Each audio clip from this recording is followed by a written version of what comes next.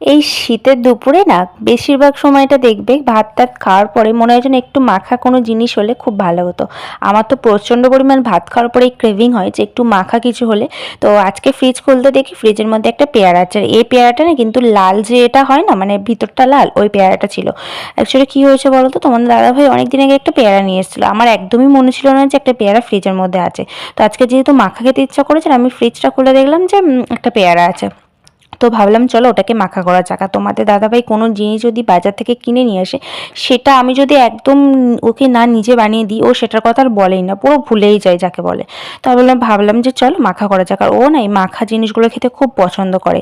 তো দেখো আমি এখানে কিন্তু মাখানোর জন্য পেয়ারাগুলোকে কুচি কুচি করে কেটে নিই। এখানে লঙ্কা দিয়েছি, কাঁচা লঙ্কা, আর স্বাদ মতো নুন, জিরের গুঁড়ো আর মরিচের গুঁড়ো আর তেল দিয়েছি, ঠিক আছে। একটু কাসুন্দি থাকলে খুবই ভালো হতো, বাট আমার কাছে কাসুন্দিটা ছিল না, আমি ওই জন্য দিতে পারিনি।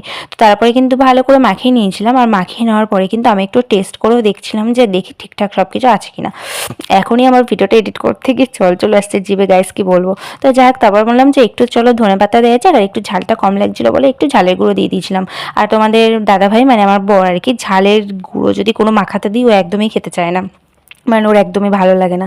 তো যাই হোক, ঝালটা কম ছিল বলে দিয়েছি। তা আমি জানি না ও খাবে কি না আদৌ, ও এখন ঘুমাচ্ছে, চলো ওকে নিয়ে যাই, তারপর পরে তোমাদেরকে দেখাচ্ছি।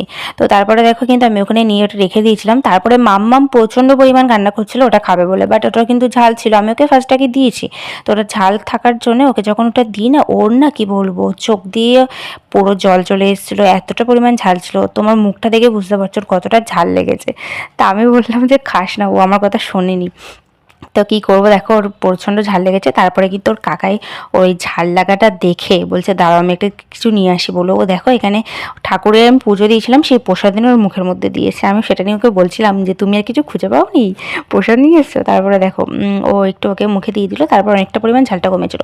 তারপর পেয়ারা মাখাটা এতটা পরিমাণ ঠান্ডা ছিল, আমার দেওর বলছে ওটা একদমই খাওয়া যাবে না, ফ্রিজের মধ্যে পেয়ারা কিসের জন্য তুমি রেখেছো। সিনে ওর সাথে একটু হচ্ছিল, মজা করছিলাম। তারপরে দেখো পেয়ারাটা নিয়ে গরম করতে চলে গেছে।